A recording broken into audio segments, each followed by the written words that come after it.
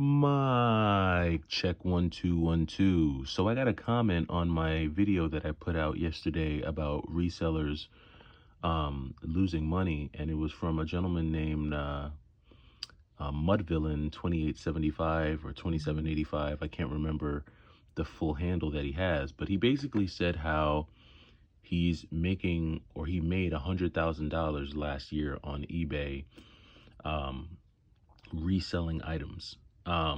But then towards the end of his comment, he did make the statement that if you're going to be a full-time reseller, you can't just sell video games. So I think he kind of supported and went against my argument in the same comment. Um, I think he kind of goes against my argument by, I guess, making the statement that he's made $100,000 in sales by reselling. But where he supports my statement is when he makes a statement that you can't just resell video games alone. So my video yesterday wasn't into reselling in general. I was specifically speaking to reselling video games. So if you think that you're going to make 100K per year reselling video games alone, then I think that you're in for a rude awakening. Now, he did make another comment, which is where he said that a lot of people are choosing to sell their own video games online. This is also true. The last few items that I've purchased online in terms of video games, like the last few video games I've bought online, weren't from video game resellers. Like because a lot of times, like when I find a good deal on eBay or Mercari, I will go to the seller's like online store and see what else they have. Because I'm like, well, if they've got this priced pretty well, what else do they have in their store that is priced pretty well? And maybe I can do like a bundle deal.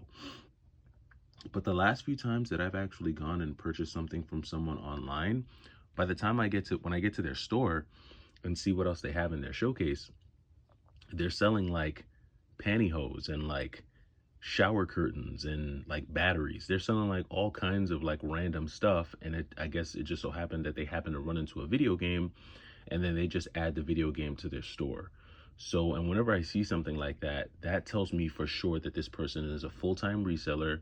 They sell anything that they can resell, and they're running a business. They have no emotional attachment to the games, which is why usually those folks are priced the most competitively. Because I feel like a lot of times when when you're strictly a video game reseller and you're selling video games from the standpoint of someone who knows video games, you play video games, and you like the hobby of video games, you tend to have like an emotional attachment to certain games that causes you to feel like they're worth more than what people are willing to pay. Whereas when you have no emotional attachment to a video game, you're more likely to price it a lot more competitively just to get it out of your store, because you're more interested in generating the sale than like getting the most money for what you think the game is worth. So just to kind of respond to that comment, I think he had some valid points in there, for sure.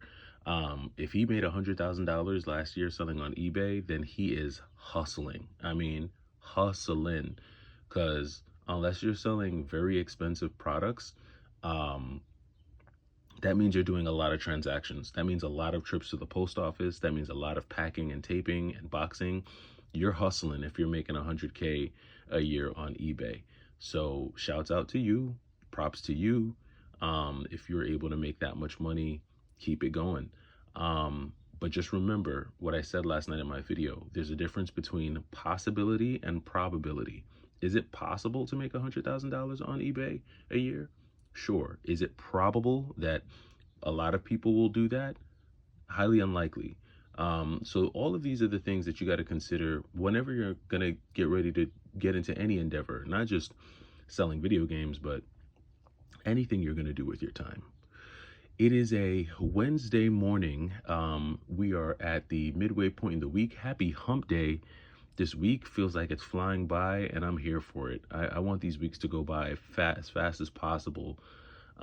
It's just been a lot going on with work and with life. And if it seems like I'm kicking out videos a lot lately, it's because there's a lot going on, and making videos for me is somewhat therapeutic. I like being able to talk to the community and share with you guys. So Yeah, you'll probably see me cranking out a bunch of these smaller videos. And then when the weekend comes, I'll put out some more of my formal stuff. But I did want to take a minute just to kind of give a quick PSA when it comes to this whole Xbox 360 store closing thing. So I'm seeing a lot of, those act now, buy now, before it's too late videos coming out where people are sending these warning videos out to everyone about the 360 store closing. And just so you know, although the Xbox 360 store is going to be closing, there are a lot of those games that were available on the Xbox 360 store.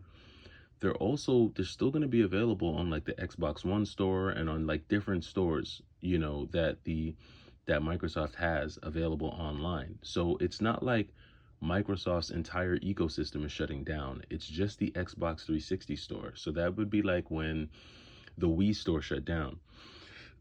Just because the Wii store shut down, it doesn't mean that you couldn't get access to any of the games available on that platform anymore. It just you couldn't access it from the Wii store. So I think you kind of need to take a step back and look at the games that are going to matter to you, because a lot of the more popular games that are released for a system, whether it be the Xbox 360, Xbox One, they're going to be available on another platform. You just won't be able to get them on the 360 platform. So if your main interest is in getting the game and playing the game, then I wouldn't really like lose your mind running out trying to buy a bunch of Xbox 360 games. Be very focused in what you're going after.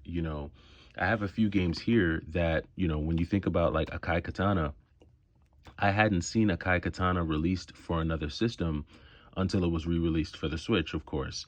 Now, it may be available on another system, but I've had this in my collection for a long time because I felt like this was, like, at the time that I got it, I felt like it was a very unique 360 game. Gundam 3, not so much. This has been released on a bunch of systems, but it was easiest for me to find it on the Xbox 360 complete and in great condition. So that's why I got it on a 360, because it was the cheapest on the 360. But then you have a game like Ken's Rage 2, Fist of the North Star, that this was released on the PlayStation 3, but I think it was only released overseas. I don't think we got a English version of this game. And so that for me is why I felt like it was important for me to get this on the Xbox 360. Not the best condition, as you can see. It's got some little scuffing here. I don't know if that's coffee. I don't know what that is, but I have certain Xbox 360 games for what I'm into. And before you run out trying to go buy up a bunch of games that you think will no longer be available, do an inventory of the types of games that you actually like to play, and then see if those games will no longer be available on any platform, not just the Xbox 360 platform, because that game may still be available on a different platform. So just do your homework. Try not to get caught up in the FOMO. I've made a full video about that. And there's another video that I put out, which I can't believe that video actually, at first that video wasn't doing any numbers, but then it hit over 10K. But I did put out a video highlighting about like 5 details that you need to know about the 360 store closing. If you check my page, I think it's like don't get caught up in the FOMO. I'll try to put a link to that video in the description. But yeah, try not to get caught up in the FOMO. Think about what it is you actually like and what you want to play. As you can tell, I love my shoot 'em ups, I love my beat 'em ups, I love my run and gun shooters. So those are what I'm going for on the 360. Be focused, be smart, be frugal, and you'll enjoy your collection a lot more. It's the Y2K Collector on a Wednesday morning. Hope you're having a good week, and I'll talk to you soon.